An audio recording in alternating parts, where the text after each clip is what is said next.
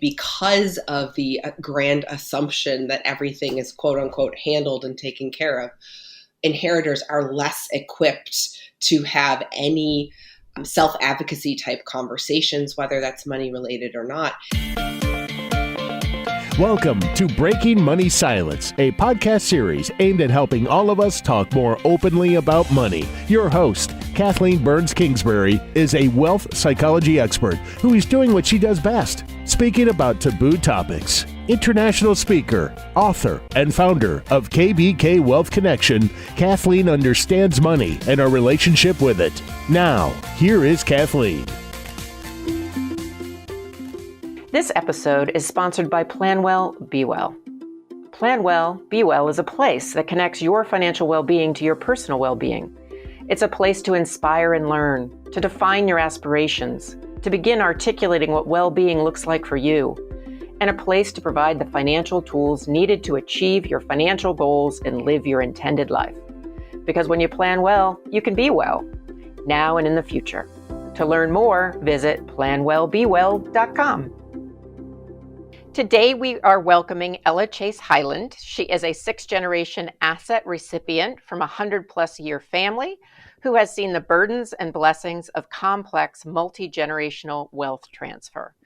Ella is a dynamic and innovative speaker, facilitator, and mentor. She's recognized authority on the psychology of leadership and negotiations, so now you know why we get along so well. And she is the co-founder of Wellth Works, an executive coaching and leadership company helping women get ahead on their own terms. Ella, welcome to Breaking Money Silence. Thank you so much for having me. Thrilled to be here. Yes, I'm so excited. Ella and I got to know each other a little bit through a shared connection, had some great conversations, and I decided, why not have the listeners listen in to some of our dialogue, because I thought it would be really useful. So today we are talking about breaking money silence on negotiating.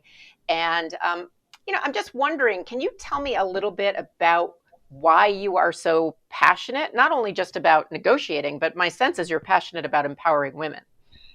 I appreciate the question. Yes, coming as a woman in navigating the patriarchy, which just exists on a systemic level, not a negative or a positive thing from my own personal perspective. Growing up, I was surrounded by brothers and men, but yet knew that there was this matriarchal undertone of women are the people that keep families together and keep the essence of what is community and human connection. And so as I grew up in my own personal experiences, saw many missed opportunities where females weren't raising their hand to get involved in conversations regardless of the topic, and often were pigeonholed into certain arenas. And if you're doing that by choice, fine. But what I found when I dug a little deeper was there was this bias, inherent and explicit, where females and males were having different conversations with their parents, with each other, with their contemporaries, and really wanted to look with a curiosity lens of like, why is it this way? And what do we need to do to bring some overall healing and equanimity to the world which we navigate today? Awesome. So I have a similar shared interest. I would say, I don't know if I describe it as deeply as you do, but I'm impressed in terms of really looking, I think, about women speaking up and using their voices. And I think what's really interesting and something that we may share, correct me if I'm wrong, is that from a very young age, I had a voice and it was pretty loud. And I often was told by society that maybe I should be a little quieter. In fact, in my fifth book, I talk about my dad actually nicknamed me the mouth, which I think he thought was funny, but in hindsight, not so funny, right? So really learning to speak up. So we definitely share that passion. Now, one thing we don't share is our family history. My family history is very different than yours. And I really was curious, being a sixth generation wealth inheritor, there's a lot of people out there that would say, well, Ella, you don't need help negotiating. People like you, you're quote unquote rich, or you're all set with money. And I'm just wondering, for the listener's sake, is this a myth or is this a fact that people with a certain level of affluence don't need to learn about negotiation? I would flip the entire thing on the head and say, because of the grand assumption that everything is quote unquote handled and taken care of, inheritors are less equipped to have any self-advocacy type conversations, whether that's money related or not.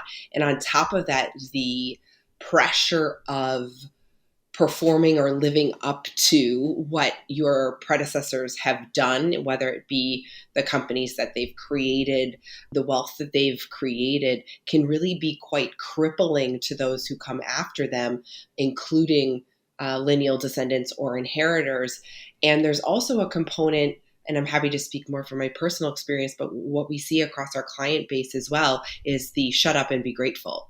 So if that's the vernacular that you're receiving as you grow up, is don't ask any questions and be grateful, you aren't even getting the baseline financial education that a normal person navigating a middle class or less privileged lifestyle get.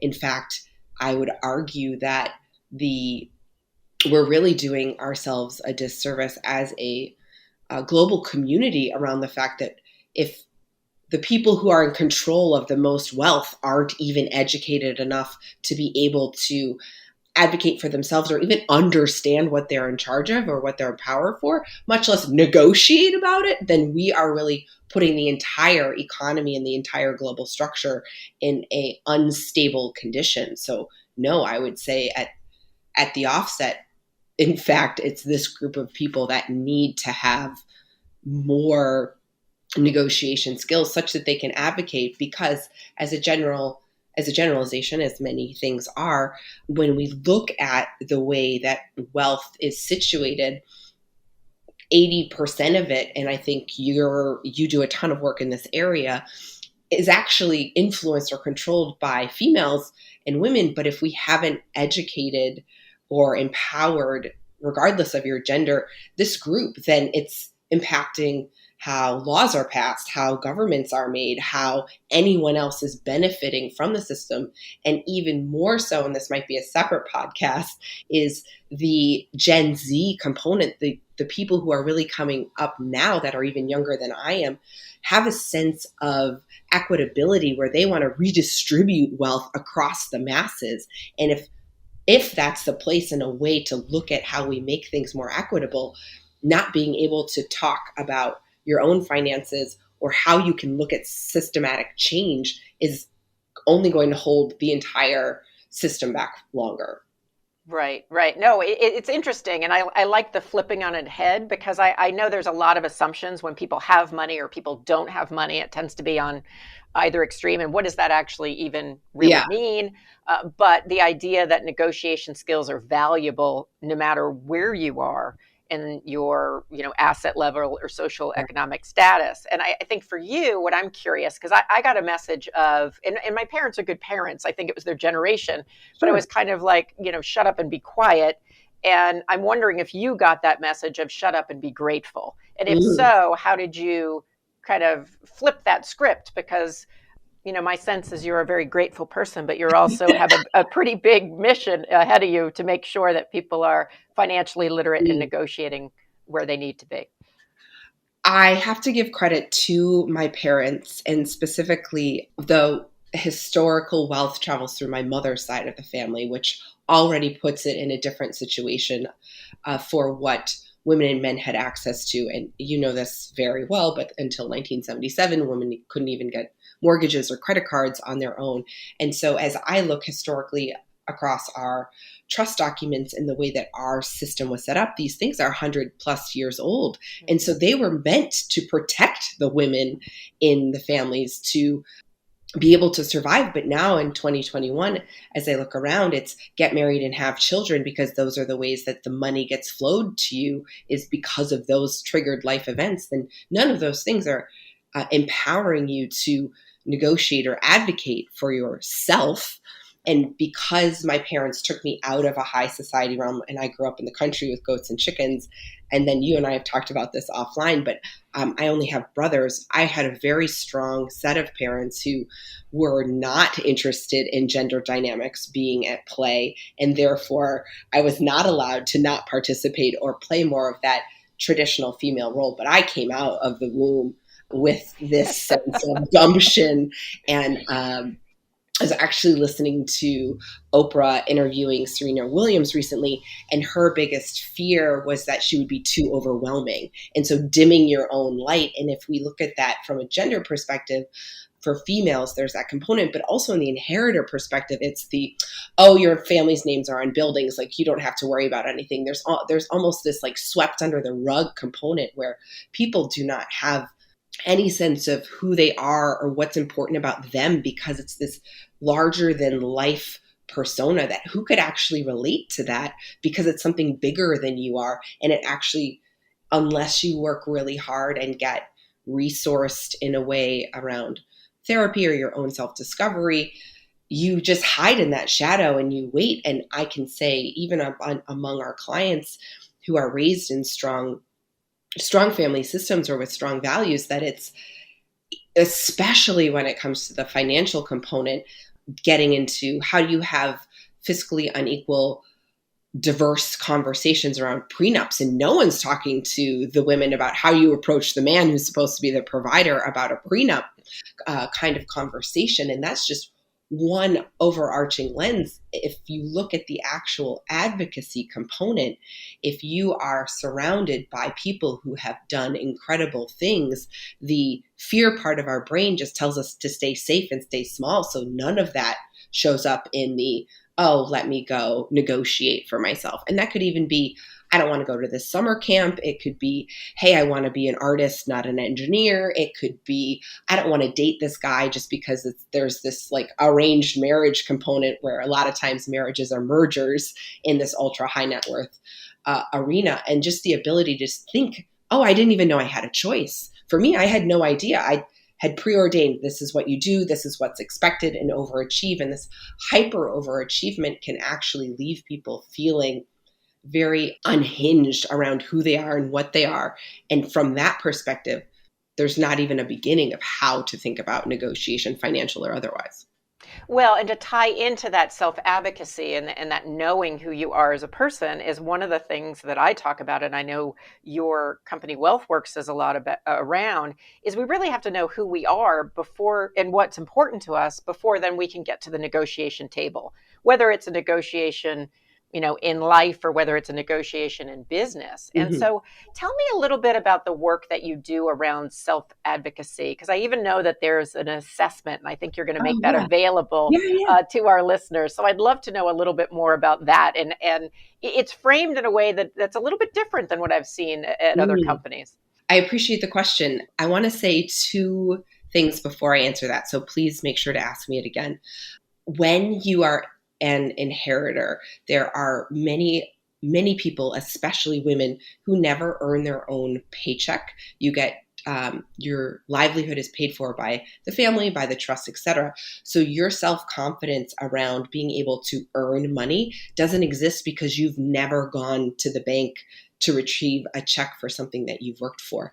Whether you're male or female, to be able to then sit at a business meeting or sit in a boardroom and think that you have the ability to navigate those dynamics when your own self-confidence doesn't exist, because the thing that the entire country, and I'd argue the world, is about, the billionaires list in Forbes, the whatever, it all has that money component. If you don't have something that you can physically hold on to say, this is mine, I created this, or I did this, then you're already starting from nowhere. If you've got the component of the freedom, although it might be financially struggling, you have the latitude to go out and try things and take risks and go do things. That pressure is tenfold within an already high performing family, such that the individuals don't know how to navigate their way through that. And so oftentimes they stay quiet. So with that being said, the self-advocacy audit that we put together actually came from a few different places, including but not limited to interviewing women who have sat in the Fortune 500, whether they our inheritors are not just like successful business people. And we can be very confident and feel like we advocate in certain parts of our lives. But most of the time, those questions were all triggered professionally. And when we hear people back from this audit, it's like, oh, right, but I didn't say no to the baby shower, or I couldn't possibly say no to my friends, or I let my great uncle walk all over me, or I won't talk to my husband about this because he'll just get louder about it, so I'll shut down.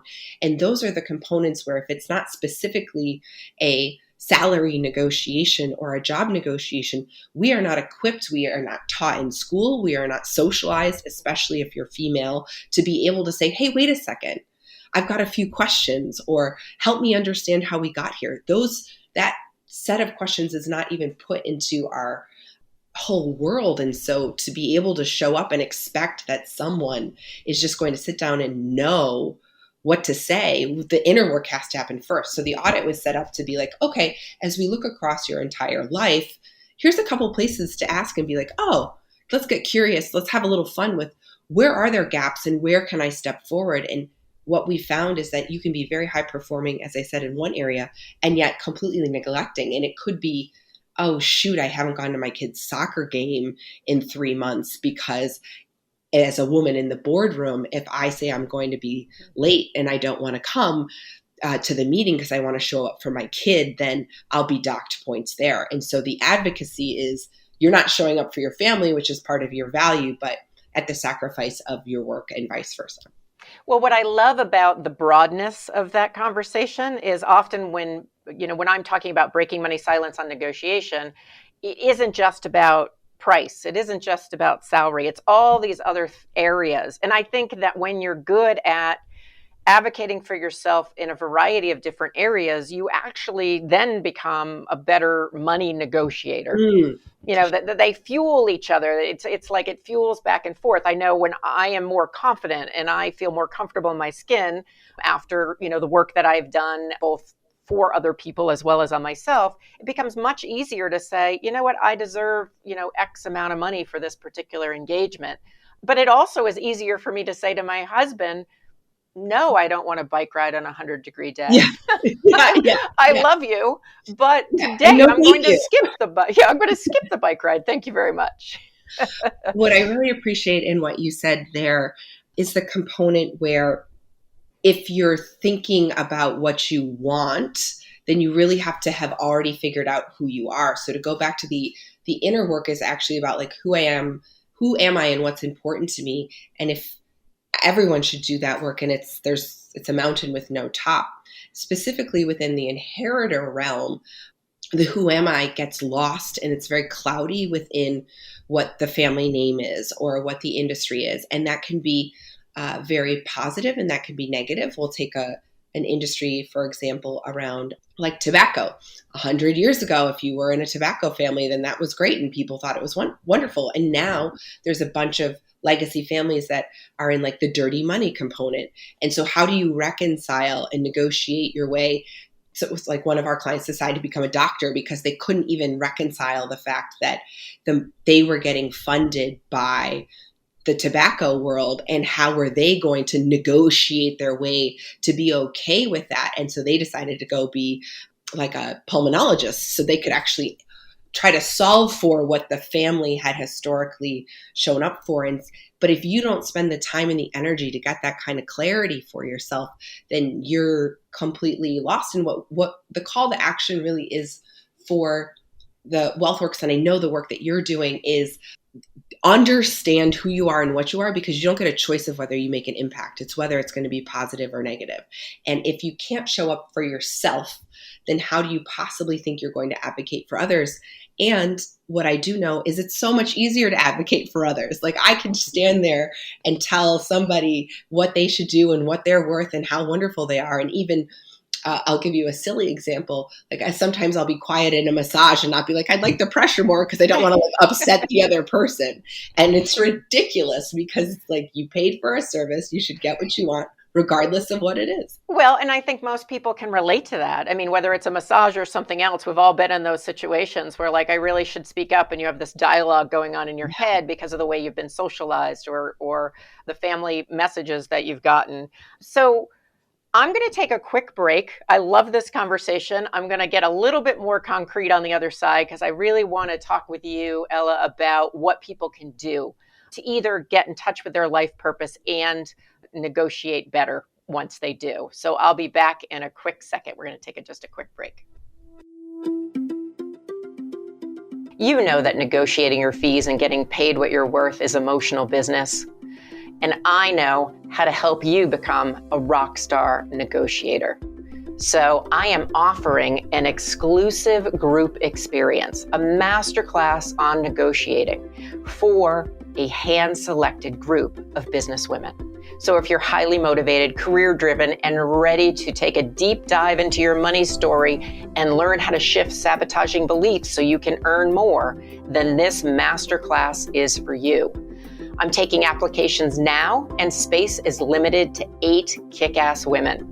You're going to get individual and group coaching, both facilitated by me, as well as video lessons, handouts, and a bunch of bonuses to help you become the rock star negotiator I know you are. So check it out at breakingmoneysilence.com/negotiating-masterclass and register today. We are here with Ella Chase Hyland, and she is talking about negotiation, self-advocacy, and she is a wealth inheritor and someone who not only knows the topic both from a professional standpoint, as she's a CTI certified coach, but also as a person who has been raised in wealth and had to kind of struggle with some of the stuff that we're talking about as well. So Ella, tell me, before the break, we were talking a little bit about really getting in touch with your life purpose, knowing who you are in order to set boundaries. I'm wondering, and maybe it's related to this, maybe it isn't, what are some of the common mistakes that you see women, especially women of affluence, make when it comes to negotiation? And most importantly, how can they correct those? Yeah. The number one thing we see, this is in negotiation and this is across life, specifically for women, is no one has given them the permission to change their mind. So if you decided at 17, XYZ, or 25, it was this, then any alteration or decision that you make that no longer suits you is not something that we are comfortable with. And so from that perspective, it's oh my goodness, I didn't realize that just because 15 years ago, I decided that I was going to be, that my cause was going to be, I don't know, environmentalism, or that this relationship was going to be this, or I was only going to be the country club wife, or I'm not going to have children, or like whatever those static decisions are. And then we create a life around those not changing, that to say, hey, look, just because you missed that negotiation last time, just because you didn't advocate for yourself last Thanksgiving with the family, just because you missed it, this doesn't mean that that's who you have the power to change the narrative.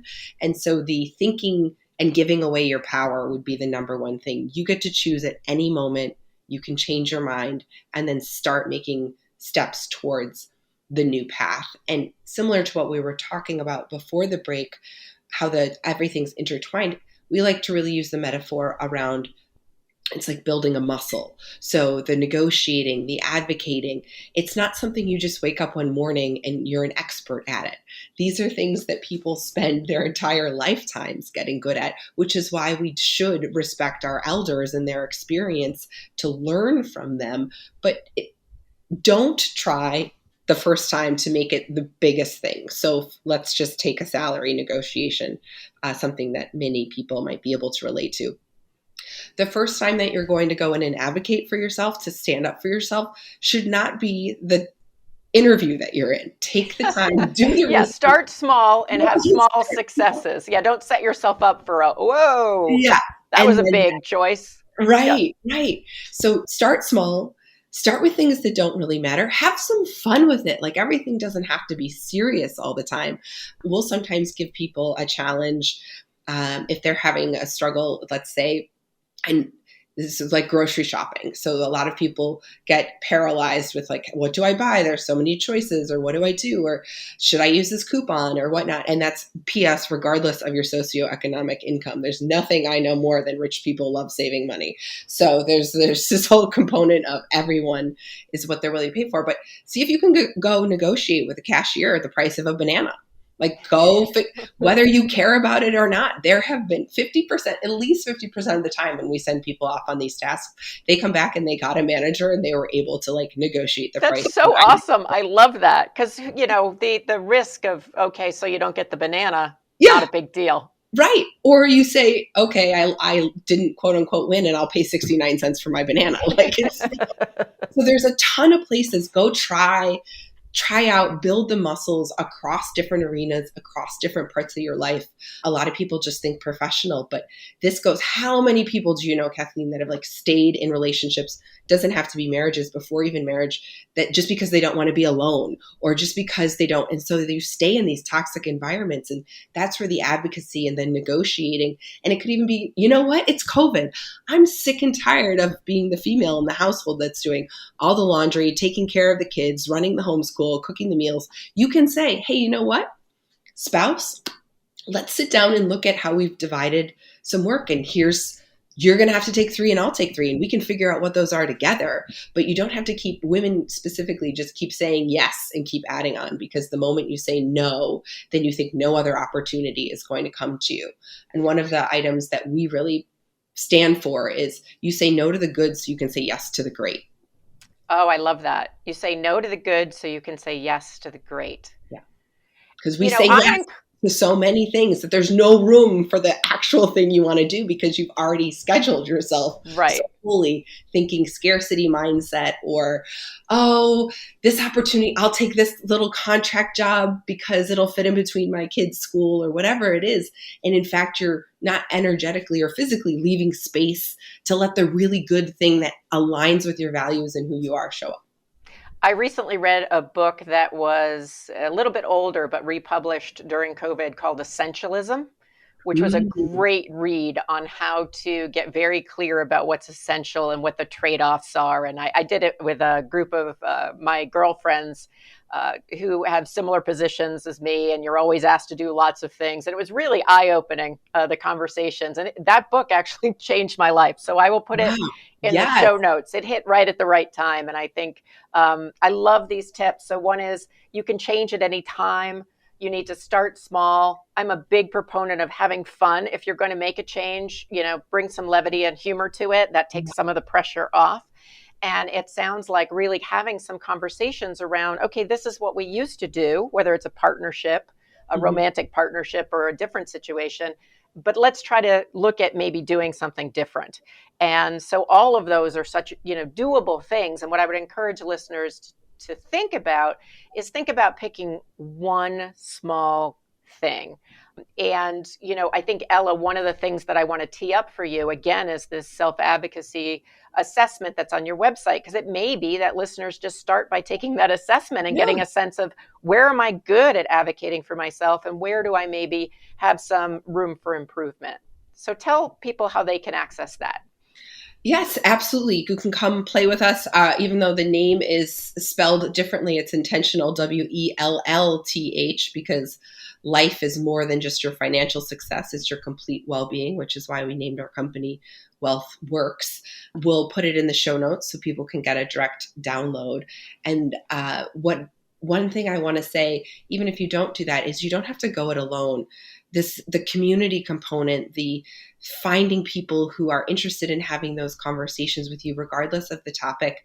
If you can't find any place, come hang out with us. I know we can hang out with you. Like, come be in a community, find people, find places.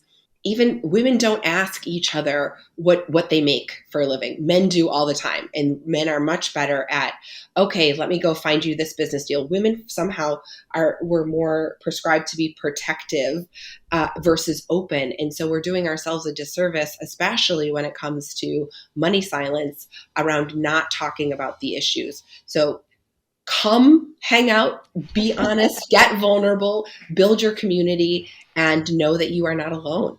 Yeah, well, great. We will put the link all the links in the show notes. You have a great community. I joined in one day, and certainly I have master class coming up where you can get community specifically around the psychology of negotiation and pricing. So it has been a joy, as always, Ella, to have a conversation with you. I feel like we could talk forever and ever about this, and we probably will. So like many negotiation conversations, it's not a one-time thing. It's an ongoing dialogue. So tell the group a little bit, or the listeners a little bit more about where they can find you. I know we're going to put links, but what's the best place to reach out to you and to connect with you? Yes. So the best way is to email me, Ella, ELLA, at wellth-works.com. Any questions, nothing's too big or too small. Even if you just want to say, hey, we want to hear from you. The website, Instagram, we're pretty active on there. In fact, Kathleen's going to come hang out with us on IG, which is Wellth Works, and LinkedIn as well. Basically any way you want, except I don't Twitter. I don't know how to do that, so you won't find me there. See, you set a limit and you said no to Twitter. Yes. No, thank you. No, thank you to Twitter. I love Twitter, but that's a whole nother conversation. Well, I would love the podcast where you convince me to do the Twitter. Do the Twitter. Well, thank you so much, Ella. It's been a pleasure. I know our listeners have taken a lot away from this, and thanks for breaking money silence with me. Thank you. Keep up the good work. We need you. This episode is sponsored by Plan Well, Be Well. Plan Well, Be Well is a place that connects your financial well-being to your personal well-being. It's a place to inspire and learn, to define your aspirations, to begin articulating what well-being looks like for you, and a place to provide the financial tools needed to achieve your financial goals and live your intended life. Because when you plan well, you can be well, now and in the future. To learn more, visit planwellbewell.com. Thank you for listening to Breaking Money Silence, hosted by Kathleen Burns Kingsbury, a wealth psychology expert, author, and founder of KBK Wealth Connection. If you like what you heard today, be sure to subscribe on iTunes or your favorite podcast app and leave a review. Also, share this episode with your friends and family. It is a great way to get the conversation started. For more money talk tips and information, or to hire Kathleen to speak at your next event, go to www.breakingmoneysilence.com.